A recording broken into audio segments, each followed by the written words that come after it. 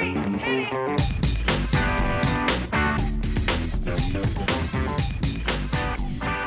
Good morning, good afternoon, good evening, and welcome to today's Caffeine for the Soul. And today I'm going to do something a little bit different to what I normally do, in that I'm going to share something that I haven't shared enough yet to be able to share it succinctly. So I'm going to sort of beg your indulgence and ask you to just kind of listen beyond the specifics of what I'm saying and see if you can get the point that I'm trying to point to. And I didn't even know what to call this one, but I went for a both-and approach to life, because it seems to me that when we really start to separate out how we feel from what's happening,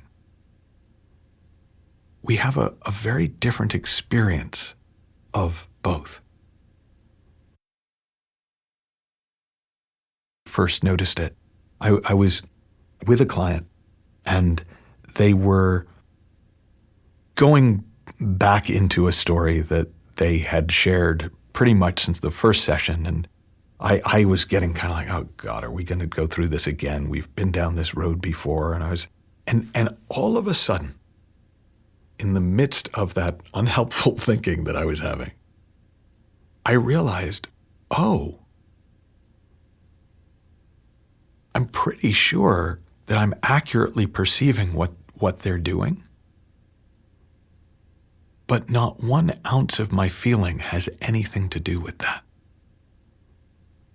My feeling is completely independent of the pattern that they're enacting. But somehow in my head, right up until that moment, it had looked like, well, either they needed to change or I needed to somehow change my thinking about what they did to make it more. And there was a lot of work to do. But the moment I saw, oh, wait, both these things can be true. They can be engaged in that pattern, and I can be enjoying myself anyways. Then instead of looking for them to stop doing it so I could feel better, I got to feel better. And then sometimes they would do it and sometimes they wouldn't. And I started to notice, oh, well, when I'm not worked up about it, it's not that hard to say, hey, can we not do this?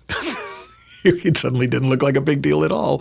And it began to change. And then I started to see it everywhere. And that's kind of why I want to share it. Because even though I don't really know how to articulate it, if I have started to see it everywhere just by becoming aware of it, maybe you will too. And then you won't even need me to be articulate about it, because you'll already have that experience for yourself. Another situation where I was, just for years have spent a little bit more than I have, right? This is a habit I've had since I was, pretty young. I can't think of the moment that it started.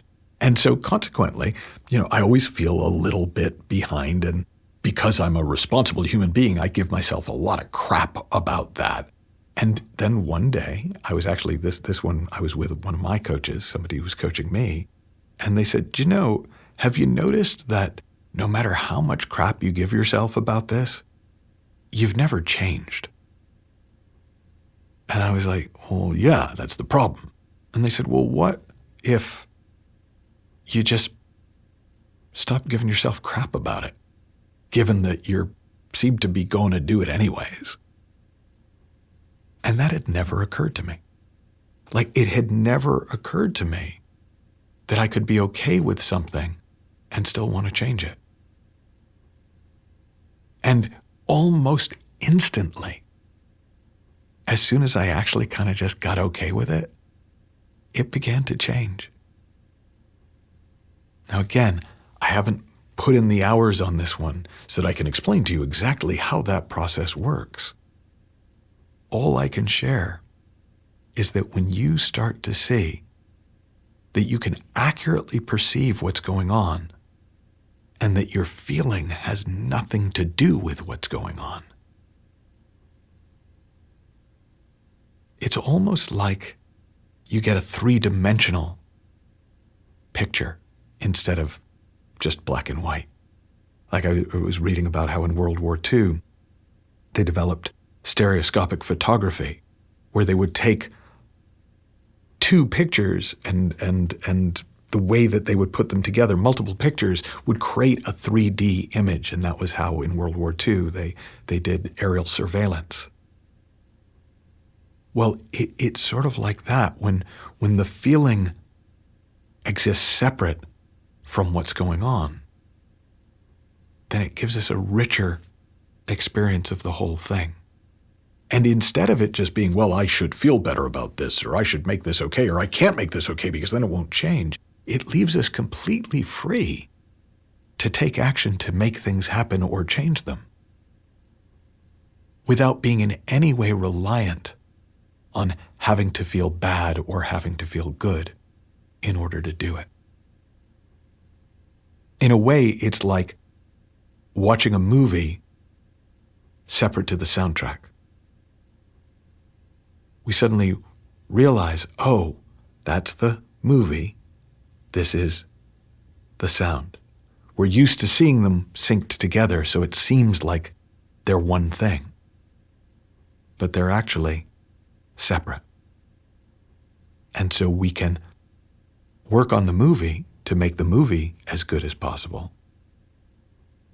But we can also work on the sound separately to make the sound as rich and beautiful as possible. So this is kind of all I got on this one. But if you've got a sense of what it would be like, or you're even curious about what it would be like to perceive the world as it is, but recognize that your feelings have nothing to do with that world,